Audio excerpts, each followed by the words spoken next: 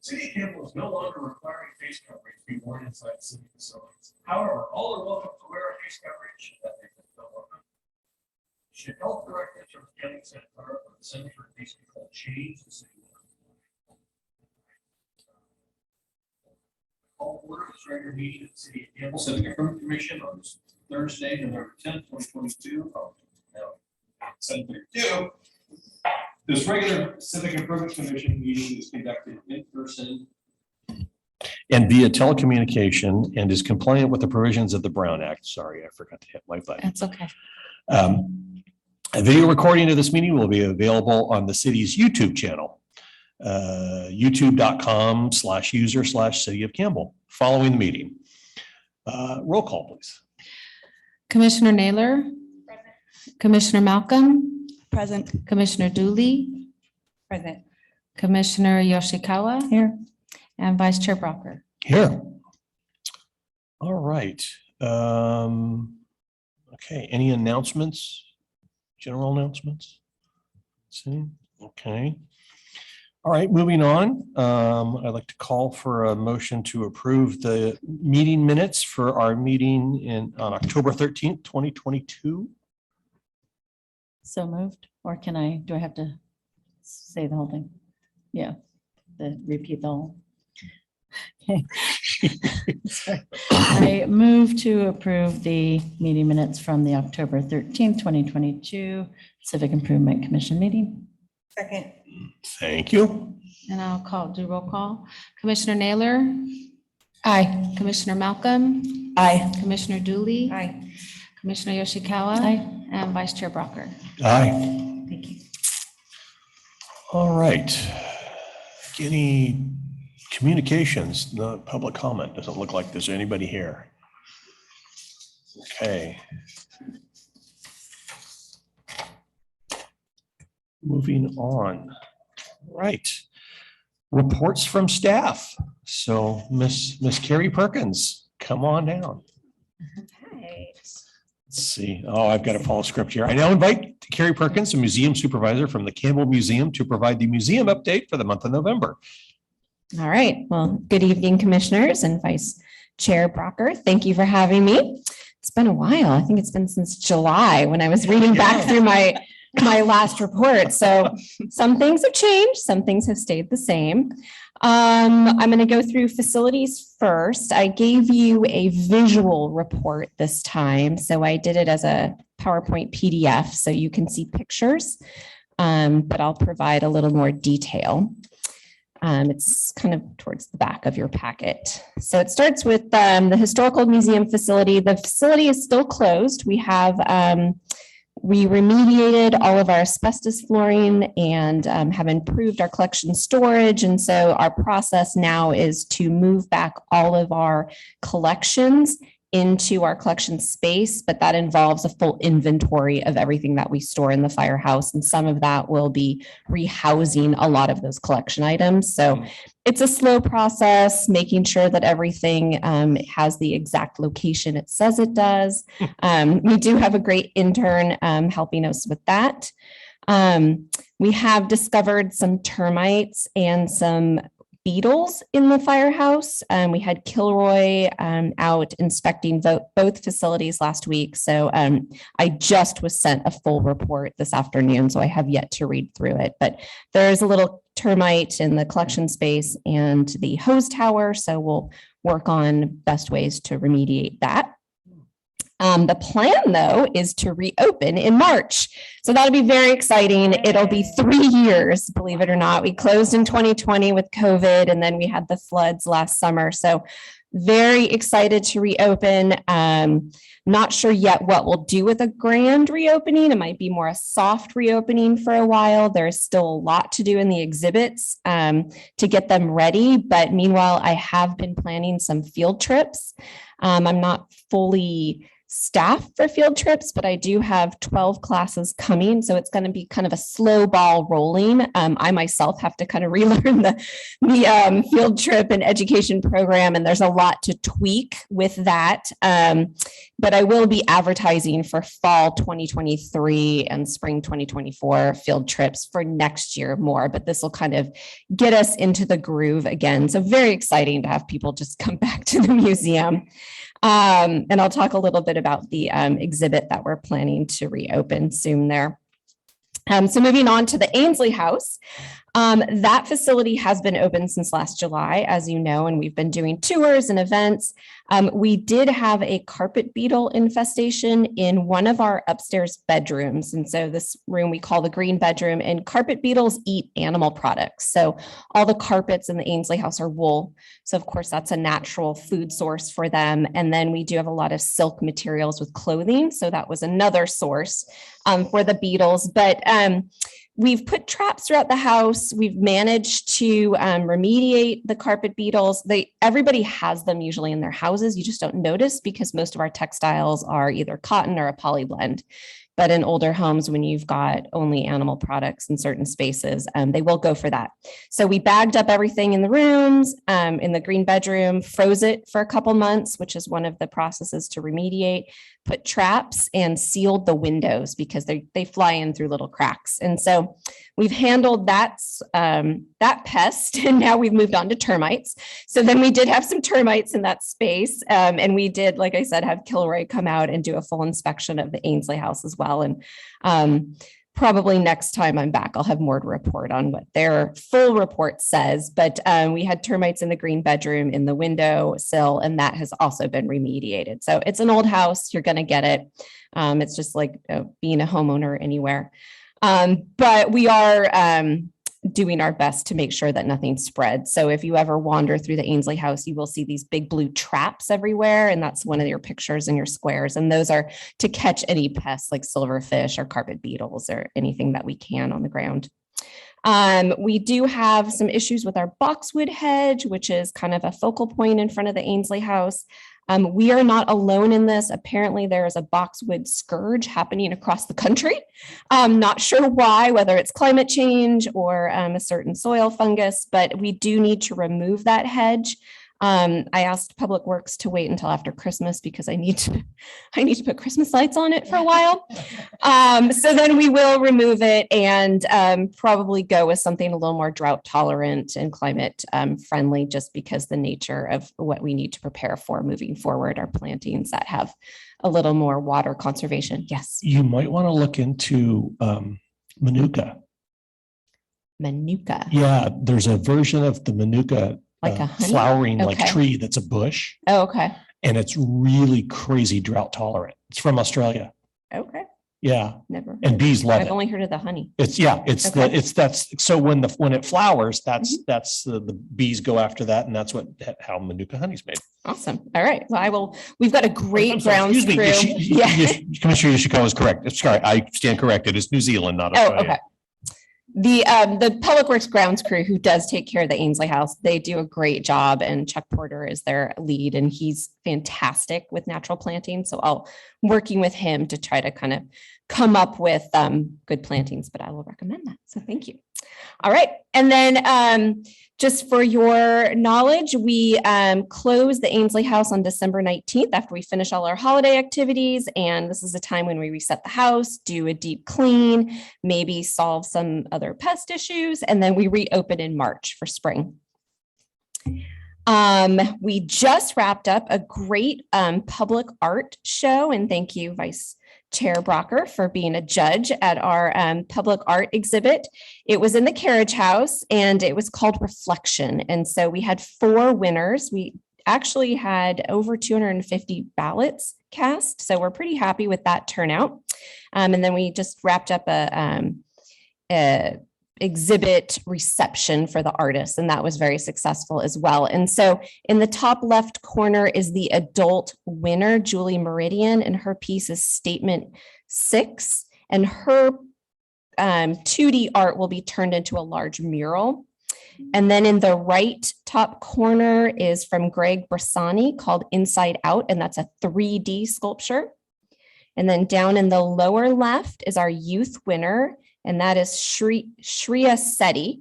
And her piece is titled Where You Go, I Go. And her piece will be turned into a mural that we hope to hang in City Hall with actually 2 years ago, the winner that we never actually got up because of COVID. And so the youth winners go inside, the adult winners go outside on the Historical Museum. And then the bottom right corner is our 3D youth winner, and that's called the Reflection Heart. It's hard to see because it actually lights up when you're inside the space, but Amy Barden was the winner, and just a really great submissions and a really fantastic show. And we will come back in 2024 with our next one. So having been a judge, I remember there was this really fantastic, was it a painting of the front of the theater? Yes. Yeah. There's a theater painting, and then someone else did a water tower, or the Campbell water tower painting as well. So we had some awesome submissions. It'd be really great if we could get the contact information for the person who did the theater one. Yeah. Because if we could use that for stuff going forward, I'm sure the artists would love it. Oh, yeah, we would love that too, because we're so desperate for some new artwork on the theater board, or just the theater in general. So I will make a note. Okay. but because that was a great piece. Pass on to you guys, or to the theater board. Is that what you're asking for? The theater board? Yeah, or even to forward it to Natasha too. Okay. Okay. Got it. So upcoming exhibits we have in 2023 at the Carriage House. We always have a rotating exhibit every year. We just finished the art one, like I said, but the next exhibit we'll have there will be a history exhibit called From Miasma to Germ Theory and Treating Illnesses Before Modern Medicine. So we'll go into the Native American methods for treating illnesses in the area. We'll move into kind of a more, whether it's early American, Mexican American, Spanish, kind of pioneer, and then we'll go into early hospitals and medical treatments in Campbell. So it'll be kind of fun. It'll be a very concise exhibit, so we only have a limited space. It's really hard to condense that amount of information. And then at the Historical Museum, we are really excited to actually open our Muwekma exhibit called Back from Extinction. We are in the actually going on the 4th year of a 5-year loan from the Muwekma tribe. So because COVID closed us, that took away 3 years. So we are trying to get this exhibit up. And once we have it up and on display, we're hoping that the tribe will then allow us to use the artifacts for a longer period of time. But we've got some amazing artifacts from the local Muwekma tribe. Going into special events, the Ainsley House Garden Concert Series. This is our 3rd season. So this has been our fall season. We started in September 18th with a Latin salsa band, which was amazing. It poured on us. It was raining. First time it's rained in September in years. We had over 100 people and no one complained. We set up canopies. People danced under the arbor. It was a 12-piece salsa band. It was fantastic. October 23rd, we had Tony Lindsay. He is an amazing performer. He used to perform with Santana. He's a Grammy winner, plays locally from San Jose. Excellent, excellent singer. And then this Sunday will be our final wrap up for our fall season with Brian Ho and vocalist Lillian Kane. We're calling it our Ho Ho Ho show. It's a little bit Christmassy, a little bit original, so it'll be fun. And then we will come back in the spring and have 3 more concerts, but they're proving to be just amazing shows. We started with jazz and have kind of branched out to a lot of different types of music.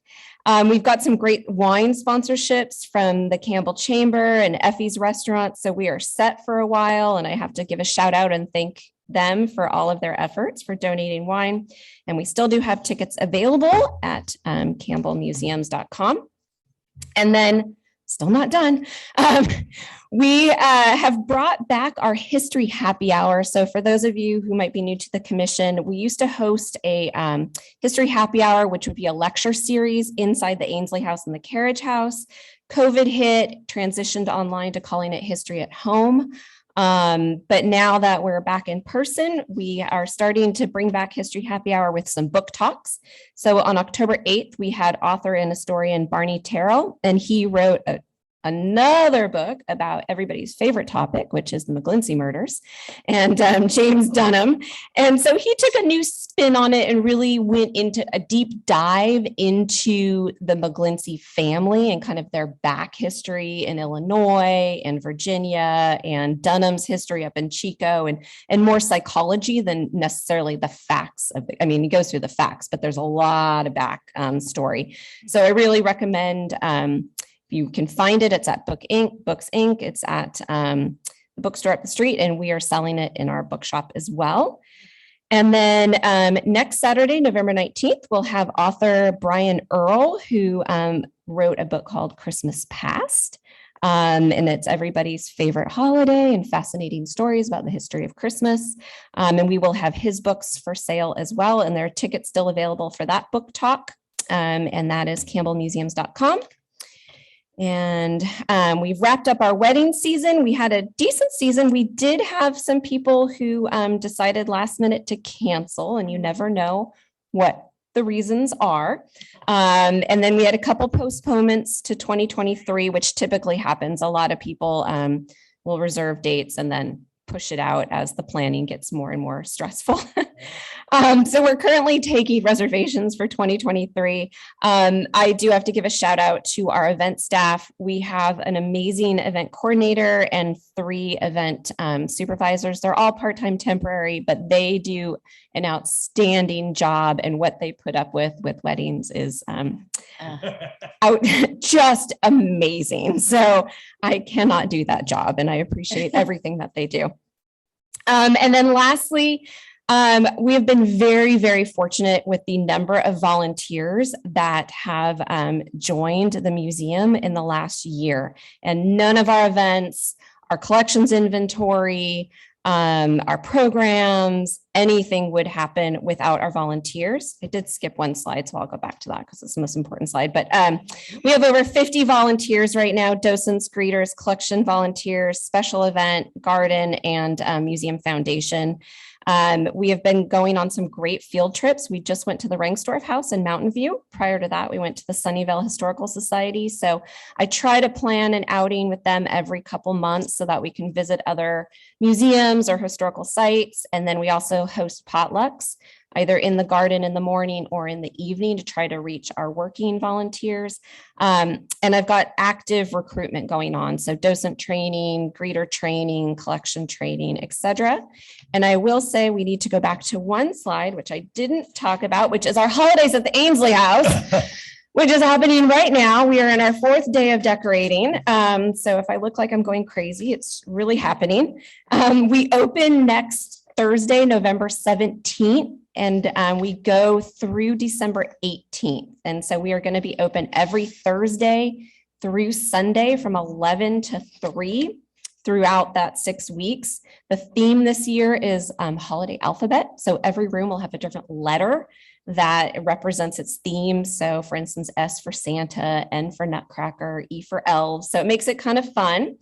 We're doing self-guided tours, so we won't have docent-led tours. We will have a self-guided brochure that I created, and so people can walk through the house on their own. The brochure does give little bits of information about each room in the house, but that way we can have our volunteers supervise without having to have such an influx of docents.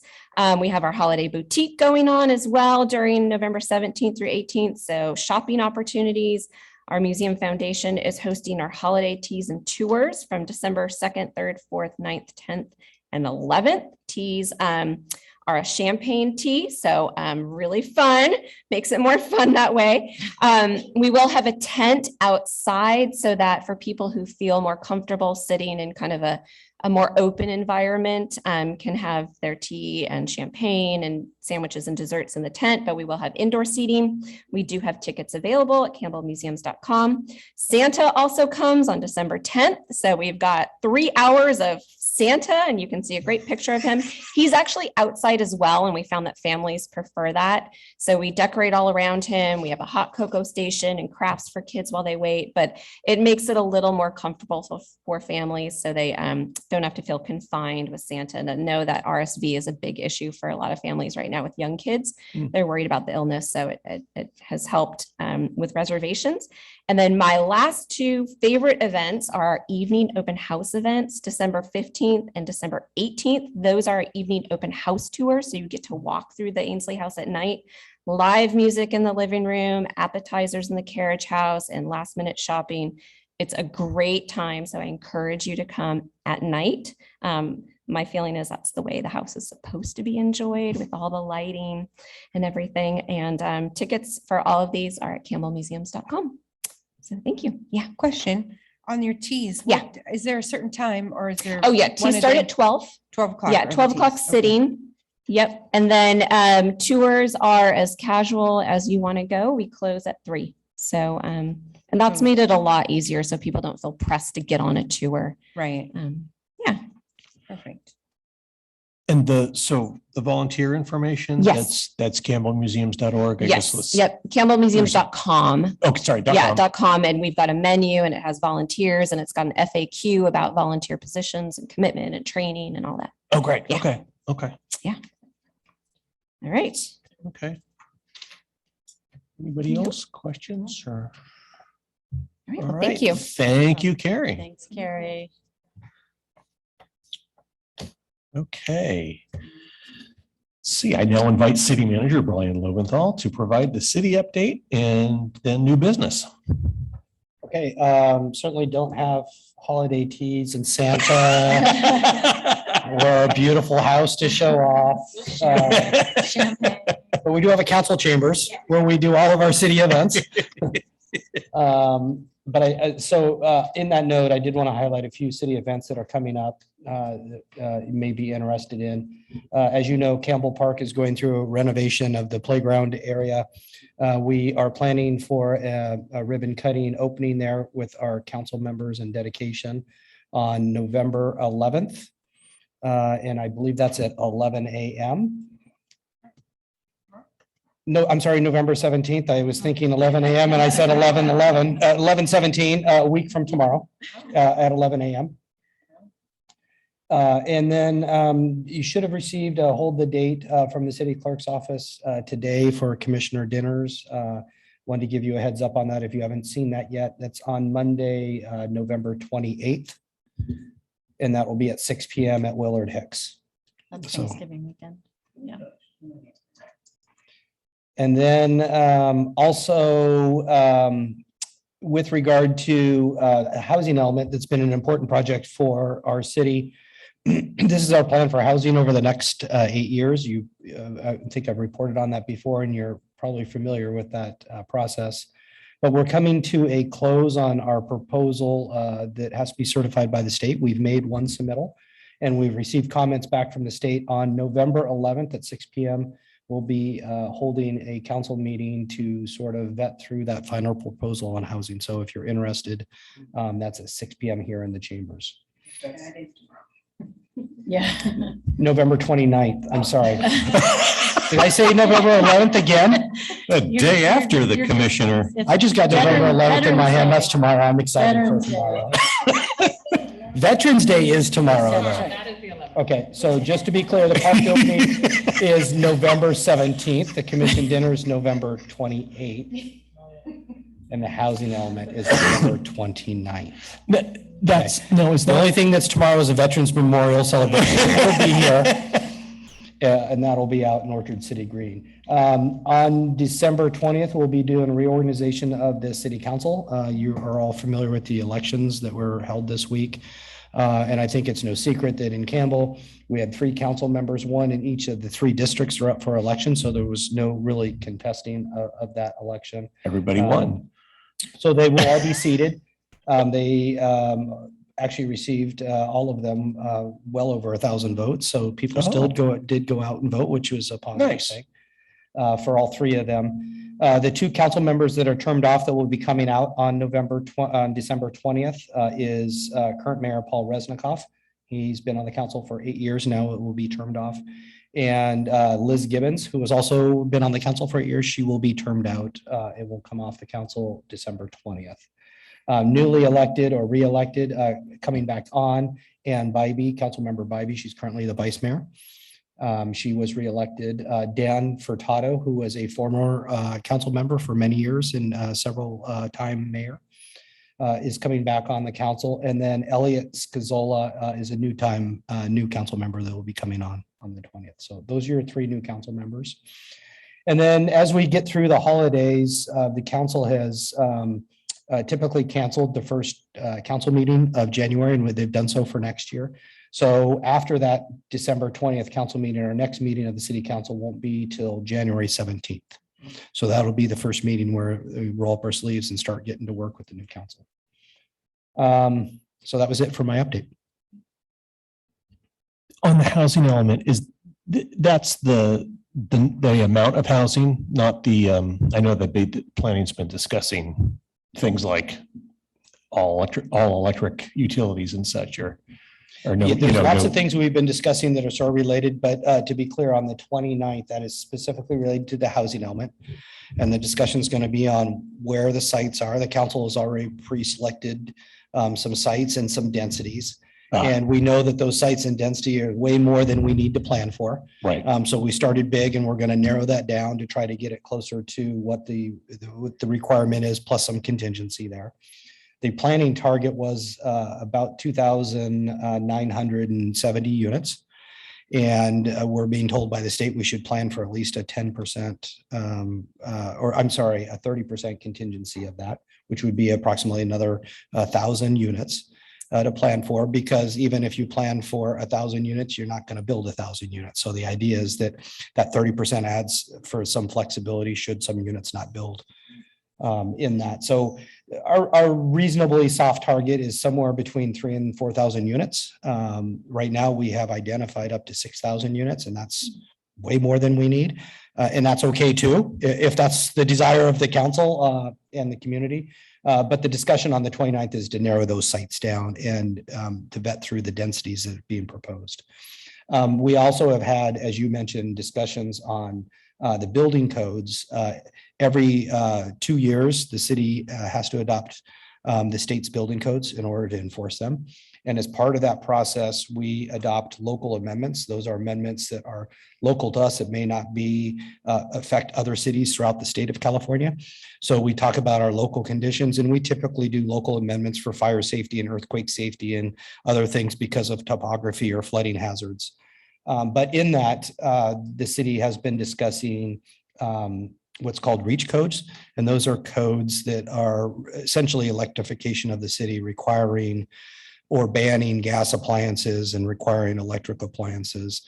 And the council has had those discussions and actually adopted the ordinances, at least introduced it Tuesday night. They'll do final adoption of those ordinances, that puts into place that structure. With regard to electrification, that's probably way more that we can get into tonight on what that plan is, but I'd be glad to share that. It kind of, in a nutshell, took the middle ground. They didn't go to the extreme. They were taking baby steps, and certainly as part of our greenhouse emissions study, our master plan that we'll be doing for reducing our carbon footprint in the city. We'll be planning for that in the spring, and the council's thoughts are it would be more effective to think about how we take these steps or larger steps towards electrification as part of a bigger plan and how that affects the community. So that's the comment on, and I think that was your question about what we're doing on electrification. So they're sort of related because it does affect our residences, but on the 29th, it's specifically the housing element and the plan for the housing units itself. And after 5 years on the GPAC, I can't help but ask about stuff like that. So Fair enough. anybody else have questions or comments? Or all right, and new business.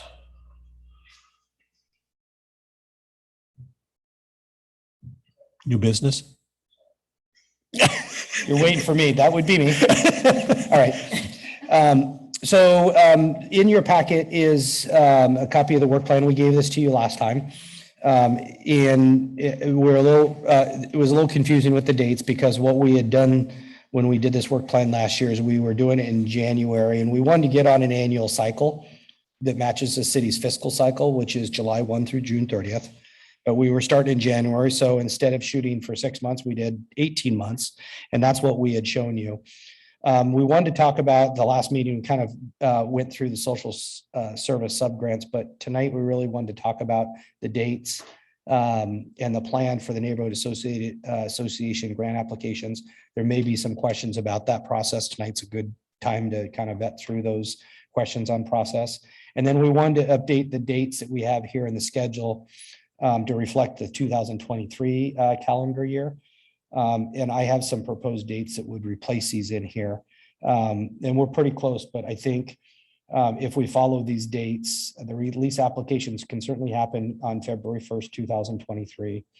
The deadline, application deadline would not be the 25th, which is a Saturday. We would probably move that to Friday, which is the 24th of February.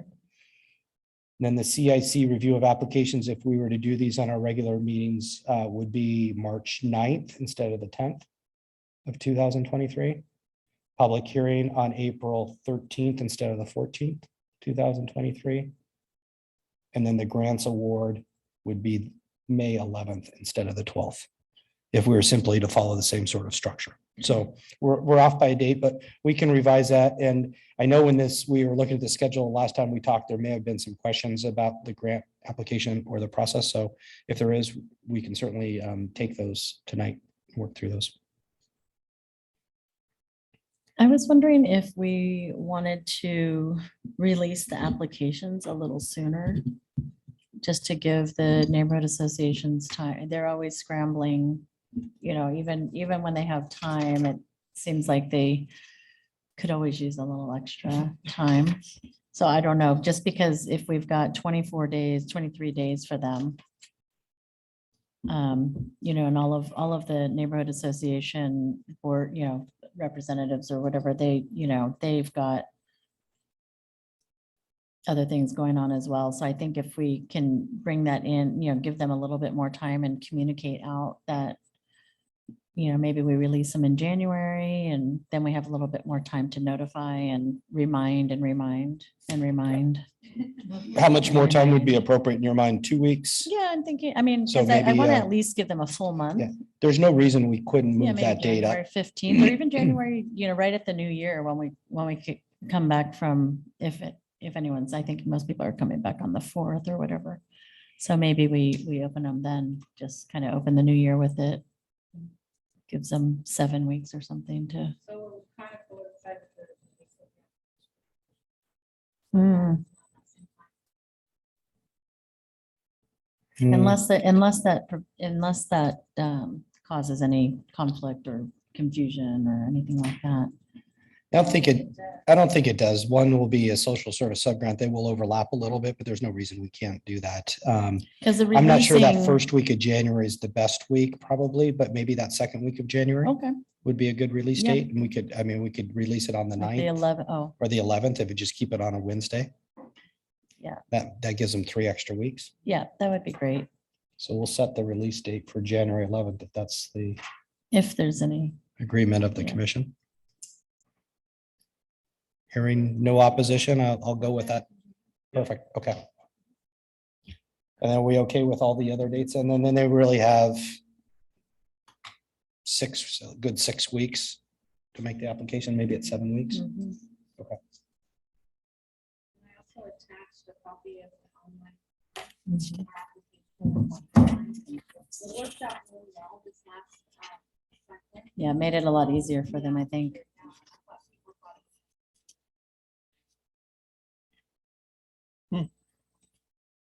Hey, if it And- makes your job easier, we're all for it. And is it still, we're still using it for if you were an existing approved neighborhood association from the previous year, they can use the expedited form, correct? Okay. Great. That looks good. Thank you. Any other questions on the application process? If you would revise this. One question, do we, so when the applications are available, do we notify anybody or we push it out? Okay. Previous ones, got it, okay.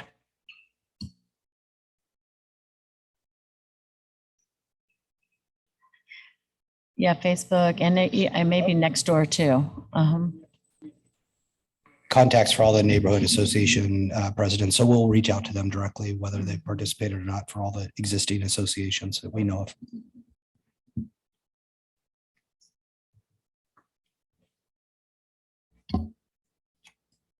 Is that all the new business, Brian? Oh, thank you so much for that. There is no unfinished business, so we're moving on to good of the game. I know I don't have the thing I was going to present tonight. I apologize for that, but I've got two small announcements. Anybody have anything? I was actually going to try and push the Ainsley House teas, but she already did. Those are wonderful. Are we doing the holiday, is there the holiday festivities in early December, the like tree lighting and the holiday of, or what was it called? The Oh, Festival of Lights. Thank you. Yeah. Yes, and I think that's December 3rd. Mhm. Okay. Yes. Mhm. Yes. So December 3rd, Saturday, it's a Saturday? Yeah. Okay. And Okay. is the snow coming back? Do you know? I do not. Don't know if they got a sponsor. Yeah, Yeah. yeah, that's Mhm. sponsor dependent. So I know I haven't visited the guys at the Campbell Press lately. I got to go talk to them. Anybody else? I wanted to announce that at the Heritage Theater, so the new season started and it is going really well. And on top of that, the Friends of the Heritage Theater have started doing concessions again. So you can now get beer, wine, soda, or water, or some snacks at the concession stand again. So we're very excited about that. And then also, this is we just started discussing this, but with the Campbell Police Foundation, but the tentative date for the first breakfast fundraiser in, I think, 3 years, is tentatively set for March 25th, Saturday, March 25th, and that'll be at the home church. So hopefully that works out and that'll get set on our calendar. So, what else? It was March. Yeah, March 25th. So, yeah, Campbell Police Foundation. And by the way, the Duck a Cop booth went extremely well at Oktoberfest. That was a hit on Saturday. So, although we came up with some ideas for some improvements to the booth itself.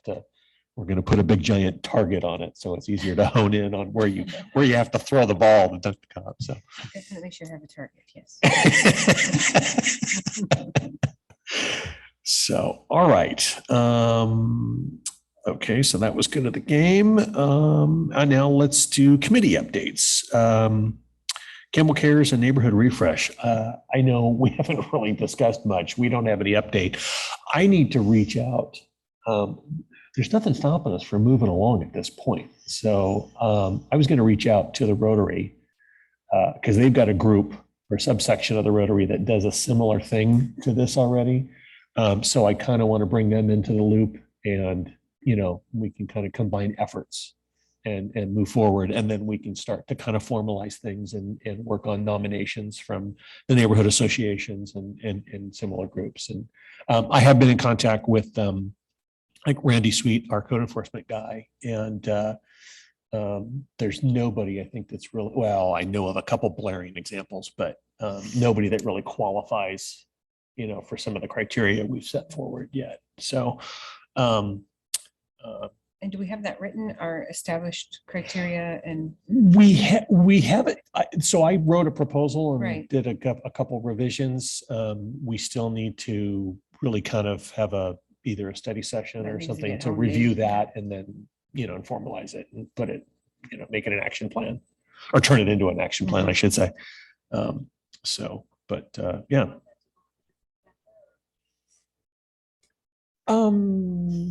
Not yet. Let's maybe set that for next year for January. Yeah, because let me take a look at it again. And in fact, let me talk to the Rotary folks and see if any new ideas come of that. And that'll probably result in yet another revision that I'll send out. I'll send to you, Diana, to distribute. So, okay, I guess there was a Campbell Cares update. Capture Campbell. I actually had a question on if I could digress to applications for the commission. Did we receive? Are we? Still recruiting. We're still trying to, we don't have qualified candidates right now, yes. Yeah. So Okay, thank you. it's all hands on deck to try to help find someone. Yes. So if you know people, let me know and Okay. I'd be glad to reach out to them directly. Okay, great. So as far as Campbell Cares, no update from last month, but I would like to, because with the, now that Officer Commissioner Fields and Commissioner Kaufman, we do have a lot of holes in that. And since the photo contest is through the end of the year, if I could ask all of the commission members to maybe just help out for the final push, that would be great, just because I've got a lot of things going on right now. So I know everybody does. So if we could do that, I don't know, although I had a question on quorum, and I mean, we can only have 3 in any conversation, correct? Okay, so maybe we could even split duties, and so we won't ever have that conflict. So maybe we could reach out and 3 and 3 or something like that, or 2 and 3. How many do we have? 2 and 3. So that's what I ask of all of you, if Sure, you wouldn't I'm mind. happy to help. And that's Yeah. the update. Okay, Absolutely, of thank you. course. Okay, so that was Capture Campbell and Explore Art. No news on that, nothing new on that. We're waiting till the new year, as far as I know, until we get our commissioners and kind of get the subcommittees restructured. Okay. And let's see, and then obviously there's no street names coming up. We discussed neighborhood associations, so we're good there. Is beautification awards an active program at the moment, or that? Okay, that is on hold. Okay, got it.